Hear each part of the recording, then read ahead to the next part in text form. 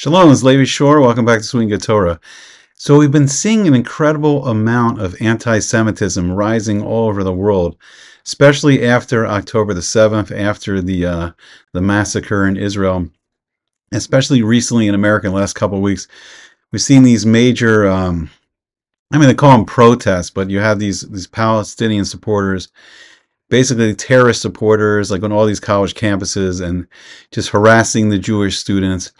So I wanted to real quickly look at a little bit of what's the deeper spiritual view of all this. Like, why is this happening? Like, the world wasn't created for these anti-Semites.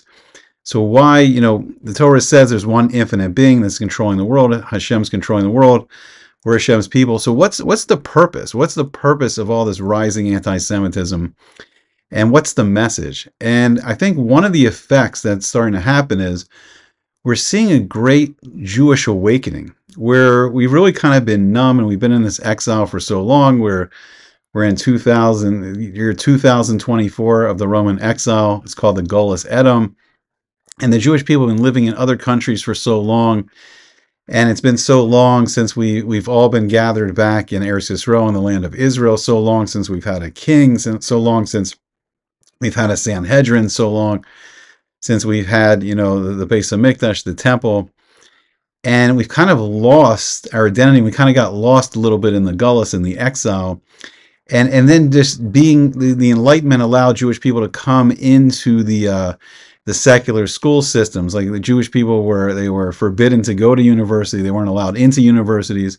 So when Europe started opening up the universities to Jewish people during the Enlightenment, then also we were seduced into the secular system. So it's interesting, one thing like Hashem's doing is like Hashem's showing that these great academic institutions of America, that they've got very silly. There's not really rigorous academic learning going on anymore, and they're teaching really silly subjects, and it's kind of this like very childish view of the world.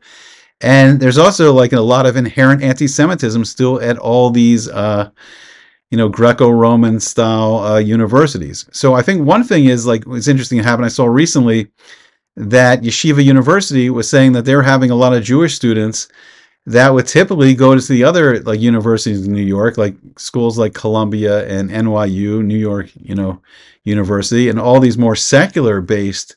And then there's more of an interest in Jewish people with all the anti-Semitism. It's kind of forcing Jewish people to reconsider maybe sending their kids, to Jewish schools.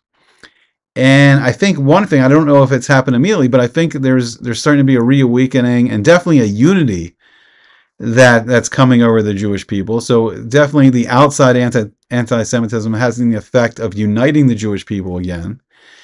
And then this process may be a little slower, but I think slowly there's been a all the outside anti-Semitism has created like a reawakening. Like, what is it to be Jewish? Really, what's the Torah? What's the mission of the Jewish people? What have we kind of lost in the secular world? And kind of like it's reigniting an interest in seeing like what defined us as a nation, the Torah, the mitzvos. Actually, being Jewish, not being assimilated. And I think it's creating an effect there. And then ultimately the biggest effect is going to be the reawakening of the relationship between the Jewish people and Hashem, the relationship of the Jewish people and our God. And we sing it over the holiday of Pesach on Passover. On Shabbos we do Shir HaShirim, King Solomon's The Song of Songs, and it's the love story.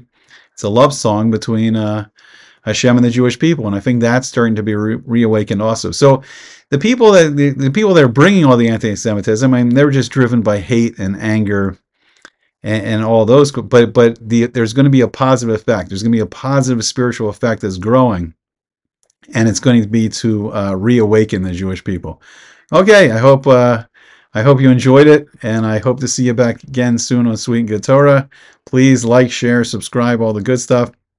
Let me know what you think. What do you think the reason for all the anti-Semitism is?